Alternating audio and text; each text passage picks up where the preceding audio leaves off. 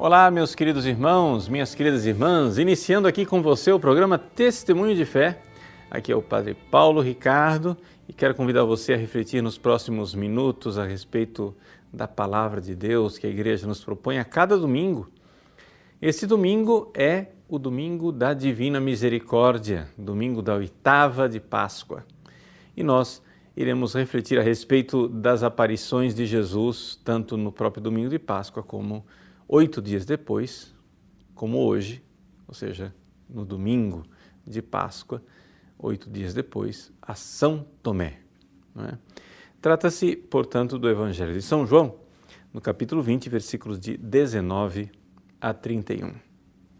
Vejam, originariamente, estas aparições de Jesus no cenáculo para os 10 apóstolos, no próprio domingo da ressurreição, e para São Tomé, 8 dias depois, são as aparições finais de Jesus no Evangelho de São João. São João escreveu o seu Evangelho e ele pretendia terminar no capítulo 20. E, portanto, essas aparições são aparições que querem, digamos assim, como que arrematar, fechar um pouco o Evangelho de São João, colocando aquilo que é a necessidade que todos nós temos depois de ler o Evangelho. A necessidade de nós termos fé, não é? De crermos em Cristo. Portanto, a bem-aventurança com a qual Jesus conclui o Evangelho desse domingo é como se fosse uma espécie da bem-aventurança conclusiva, definitiva, de todo o Evangelho de João. João escreveu o seu Evangelho para que finalmente nós que estamos aqui lendo este Evangelho pudéssemos ouvir o que Jesus disse a Tomé. E ele disse assim: acreditaste porque me viste? Bem-aventurados os que creram sem terem visto. Portanto, aqui é a conclusão, o fechamento, o ápice, o cume, né, de tudo aquilo que São João queria alcançar no seu Evangelho. Depois ele sentiu necessidade de acrescentar mais um capítulo e veio depois o capítulo 21. Né? Mas todo mundo que leu o Evangelho de João está de acordo que aquele capítulo 21 foi acrescentado depois, tanto que o próprio Evangelho apresenta duas conclusões diferentes. Então é nesse sentido que a gente deve, então, ler este Evangelho. Vamos lá.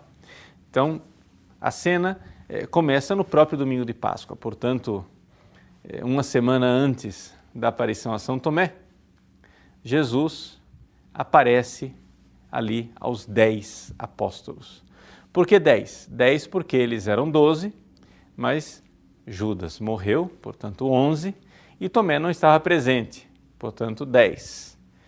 Jesus aparece ali àqueles 10 apóstolos e é o anoitecer daquele dia, o primeiro da semana. É interessante nós notarmos que, originalmente, o que nós temos no Evangelho de João não é o primeiro da semana. Isso aí é uma interpretação do tradutor. O que está escrito lá é que, ao anoitecer daquele dia, o primeiro depois do sábado. Por que isto? Porque na realidade aqui nós estamos falando, não é, de uma espécie de nova semana, o 8º dia da semana. Ou seja, terminou a semana termina com o sábado. E então, nós temos aqui, não é, a recapitulação do Evangelho de João, que de certa forma organizou o seu Evangelho numa espécie de paralelo com o livro do Gênesis. As primeiras palavras do Evangelho de São João são parecidas com a do livro do Gênesis. O livro do Gênesis começa assim: no princípio Deus criou o céu e a terra. E ele, então, São João coloca, né, no princípio era o verbo. Quando o livro do Gênesis narra, não é, que a criação, o mundo foi feito em 7 dias,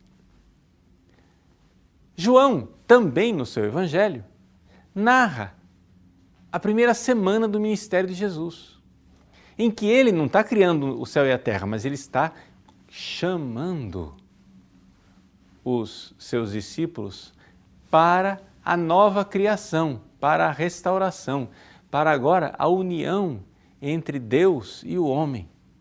E ele conclui com as bodas de Caná, as bodas do casamento. Então, o que é que São João está dizendo? São João está dizendo que o novo casamento, né, a nova criação, é um casamento entre o céu e a terra, entre Deus e o homem. E essa é a nova criação. Pois bem, vejam, esta nova criação, porém, ainda não estava na hora. Lá nas bodas de Caná, quando se chega no 7º dia e a Virgem Santíssima diz para Jesus transformar a água em vinho, Jesus diz, ainda não chegou a minha hora. Agora chegou a hora. Nós estamos no 8º dia. Nós estamos numa nova criação, no primeiro dia depois do sábado. Ou seja, começamos uma nova história. E como lá na criação Deus fez o homem e soprou sobre ele, agora na nova criação, Jesus entra no cenáculo e sopra sobre os apóstolos. É um novo homem que está sendo criado. Aquele mesmo gesto de Deus Criador que criou sobre o barro de Adão um espírito novo ao soprar, aqui Jesus sopra e recria tudo. Recria por quê? Porque o homem pecou, porque o homem está nos pecados deles e nós precisamos nos reconciliar. Chegou a hora do casamento, chegou a hora da reconciliação, chegou a hora de Deus finalmente se unir ao homem. Chegou a hora de nós estarmos juntinhos com Deus. Mas para isso precisamos de uma ação divina, porque nós não damos conta, nós precisamos ser recriados. Deus criou Adão, nós quebramos o vaso. Deus precisa recriar o vaso, ele precisa remodelar o vaso e soprar novamente o Espírito sobre ele. E que Espírito é este? Que vida nova é esta que o Cristo sopra sobre os apóstolos? É o sopro da misericórdia e do perdão dos pecados. Jesus diz assim, recebei o Espírito Santo. A quem perdoardes os pecados, eles lhes serão perdoados, e a quem os não perdoardes, eles lhes serão retidos. Então, ali no domingo de Páscoa, domingo da nova criação, em que se conclui, digamos assim, o Evangelho de São João, Jesus está nos mostrando que ele, agora sim, né, se apresenta para nós como o Deus Criador que quer nos dar vida nova. Só que uma coisa é Jesus soprar, outra coisa é nós recebermos esse sopro. Uma coisa é Jesus nos redimir, outra coisa somos nós nos apropriarmos desta redenção. Uma coisa é Jesus nos salvar, outra coisa é essa salvação ser aplicada na nossa vida. E é aí, então, que entra o Evangelho de Tomé. A misericórdia divina precisa, para entrar na nossa vida, ser recebida com uma fé na misericórdia divina. Nós estamos, esse domingo, o domingo da festa da misericórdia, que foi instituído pelo Papa São João Paulo II, a pedido, né, de Santa Faustina. Jesus pediu a Santa Faustina um domingo da misericórdia a ser celebrado depois de uma novena que seria iniciada na Sexta-feira Santa. O domingo in albis, 8ª de Páscoa. Então estamos aí no domingo da Divina Misericórdia. O Evangelho começa com Jesus soprando sobre os apóstolos e falando da misericórdia divina, do perdão dos pecados. Mas uma coisa é Deus exercer a misericórdia, outra coisa somos nós recebermos essa misericórdia. Interessante como Jesus, quando ele apareceu para Santa Faustina, várias e várias vezes ele se lamenta da incredulidade dos homens não é? Que apesar da sua divina e infinita misericórdia, os homens ainda ousam duvidar da misericórdia de Deus. E então, aqui nós entendemos, uma coisa é a misericórdia, outra coisa é receber a misericórdia. E para receber a misericórdia nós precisamos de fé. E aí que entra o Evangelho de São Tomé. O Evangelho diz assim, que Tomé, chamado Dídimo, que era um dos 12, não estava com eles quando Jesus veio. E aí ele recebe o quê? Recebe o testemunho dos apóstolos. Vimos o Senhor. E Tomé quer sinais. Veja só. Quais são os sinais que ele quer? Ele quer ver, né, a marca dos pregos nas mãos. Eu quero ver a mão, quero colocar a mão no lado onde a lança transpassou o peito do Cristo. Ele quer sinais, mas a fé ela não exige sinais. No entanto, a incredulidade de Tomé serviu para a nossa fé, para a nossa credulidade. São Gregório Magno, ele usa essa expressão, que a incredulidade de Tomé ajudou a nossa fé. Jesus aparece a Tomé e pede para ele colocar as mãos, né, no lugar das feridas, das suas chagas. É interessante nós notarmos o seguinte, veja só. Jesus ressuscitado, ele é, por sua natureza glorificada, Jesus é invisível. Jesus ressuscitado, ele aparece. Por quê? Porque, na verdade, este aparecer é tornar o seu corpo invisível, visível como um sinal, porque Jesus, durante os 40 dias do tempo entre a sua ressurreição e a sua ascensão ao céu, Jesus tinha que ressuscitar a fé dos discípulos. No domingo de Páscoa, Jesus ressuscitou, mas agora ele precisa ressuscitar a fé dos discípulos, que estava morta, não é? E para isso ele precisa colocar sinais. Jesus não hesita em se apresentar diante deles, pedir para Tomé colocar a mão nas feridas. O Evangelho de Lucas, Jesus não tem dificuldade nenhuma de pedir, inclusive, comida para ele poder comer e mostrar que ele não é um fantasma, não é? Jesus é visto e eles veem Jesus comprovadamente. São esses sinais para que a fé dos seus apóstolos, que tinha sucumbido, volte a existir. Mas essa realidade dos sinais, na realidade, é uma coisa muito frágil. Por quê? Porque a fé verdadeira, ela não precisa destes sinais. A fé verdadeira, ela é um toque do ressuscitado em nossa alma. E aí sim, né, nós cremos, nós damos o passo da fé. E como é que nós damos o passo da fé? Damos o passo da fé através do anúncio. Vejam, é interessante notarmos aqui, a dificuldade de Tomé está exatamente nisso. Os apóstolos anunciaram e disseram a ele, vimos o Senhor. Ora, uma vez que você encontra a palavra de Deus, essa palavra de Deus, ela é eficaz, não é? Você veja, por exemplo, quando Jesus apareceu para Maria Madalena, não é? Jesus aparece para Maria Madalena e ela não o reconhece, mas quando ele pronuncia uma palavra, e ele diz Maria, ela imediatamente diz Rabuni. A palavra de Cristo faz com que a fé surja imediatamente no coração de Maria Madalena.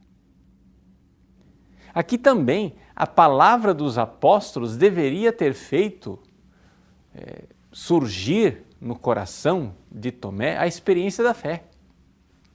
O toque do ressuscitado. Por quê? Porque o ressuscitado está onde quer que se faça um ato de fé. Se você, veja só, se você na sua casa, ou na igreja, ou no carro, ou no trabalho, ou na escola, ou em qualquer lugar, se você se recolher e na sua alma você fizer um ato de fé, o Cristo ressuscitado está lá tocando você, porque não é possível um ser humano crer sem que o Cristo esteja lá agindo. Então, todas as vezes que Jesus vê você se recolher, que vê você querendo rezar, quando vê você entrando no cenáculo do seu coração,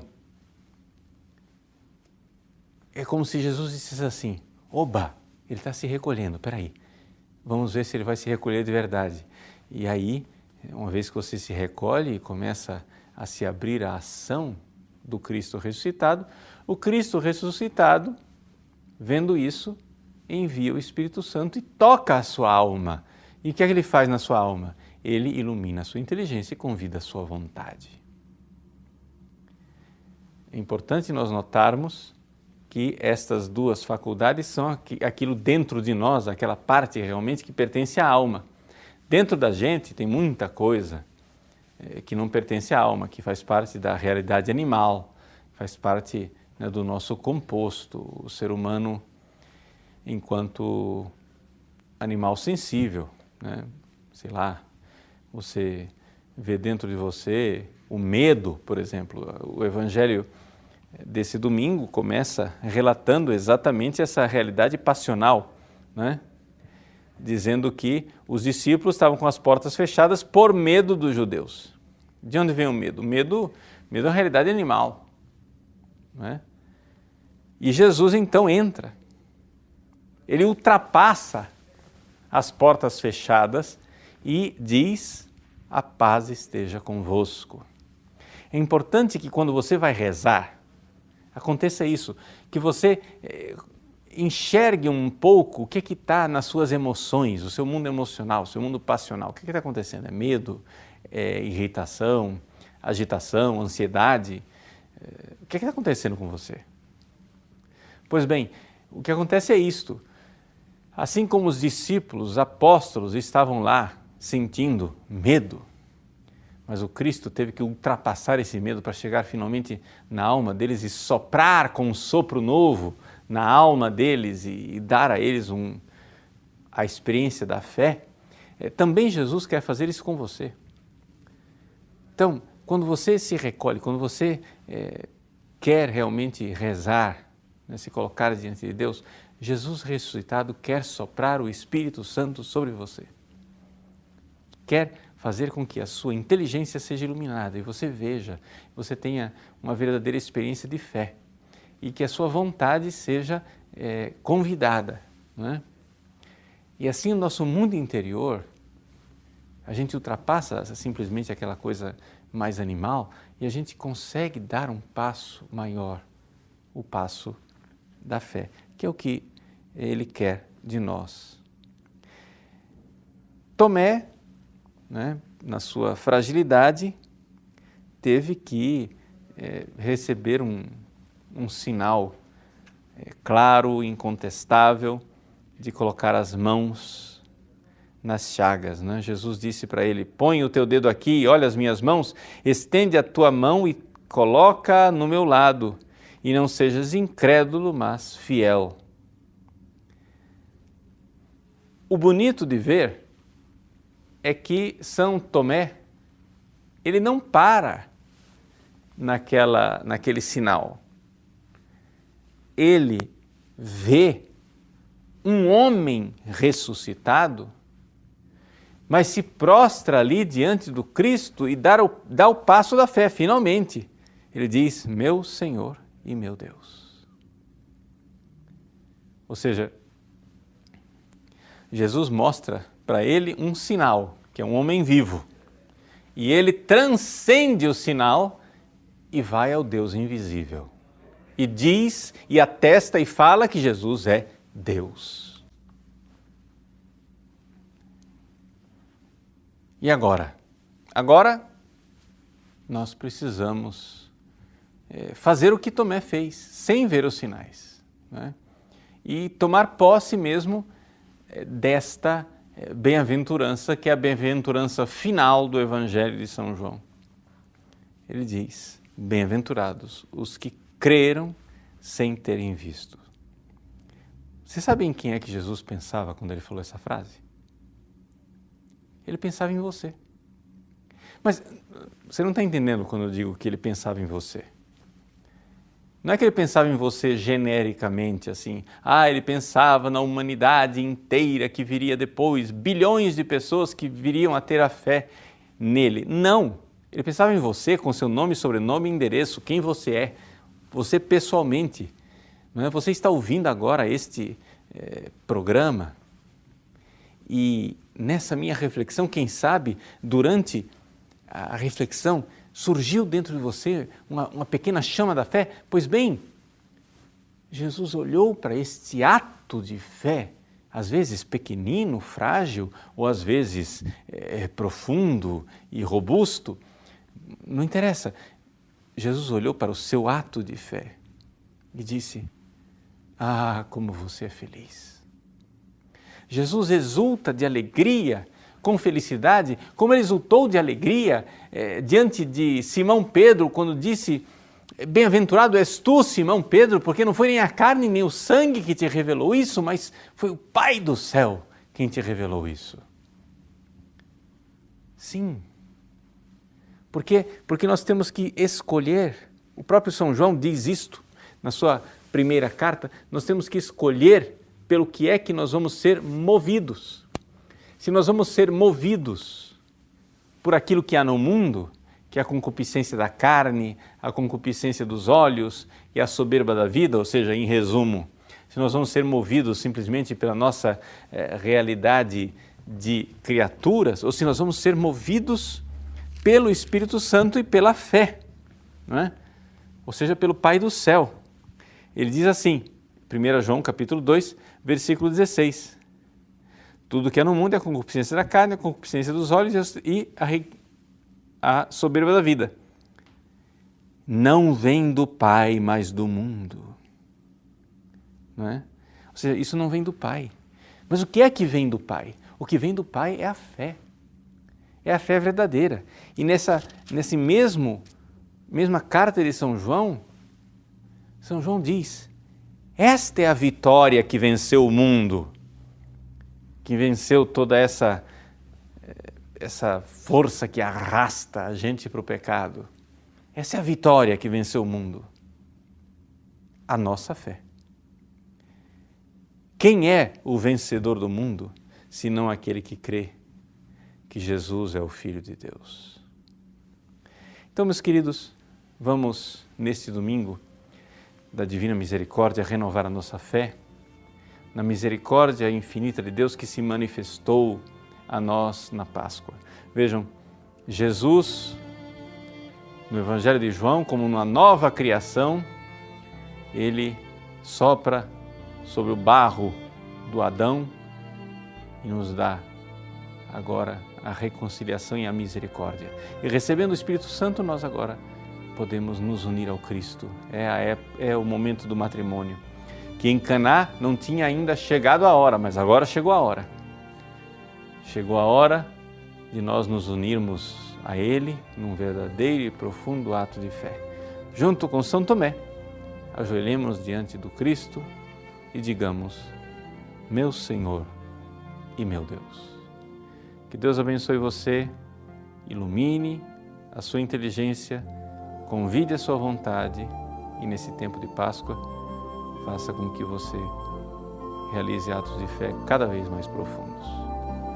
Em nome do Pai, e do Filho, e do Espírito Santo. Amém.